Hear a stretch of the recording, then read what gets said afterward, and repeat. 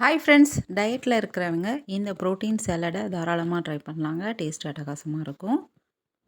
தேவையான பொருள்லாம் எடுத்து வச்சுருக்கேன். வெங்காயம் பொடியாக நறுக்கிக்கோங்க.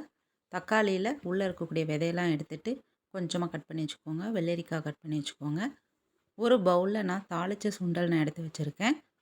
தாளிக்காமல் இருக்க சுண்டல் வேக வச்சும் ஆட் பண்ணிக்கலாம். பொடியாக நறுக்கின மீடியம் சைஸ் வெங்காயம் 1, 1/4 தக்காளி மட்டும் ஆட் பண்ணிக்கோங்க. வெள்ளரிக்காய் 1 பொடியாக நறுக்கிக்கோங்க. பெப்பர் ஒரு 1/2 ஸ்பூன் அளவுக்கு நம்ம ஆட் பண்ணிக்கலாம்.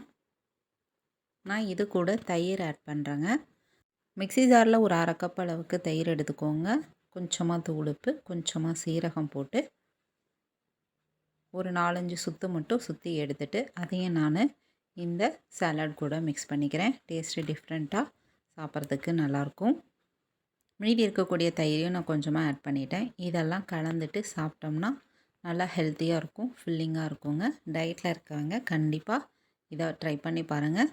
இந்த வீடியோஸ் பிடிச்சிருந்தால் லைக் பண்ணுங்கள், ஷேர் பண்ணுங்கள், சப்ஸ்கிரைப் பண்ணிக்கோங்க ஃப்ரெண்ட்ஸ். தேங்க்யூ.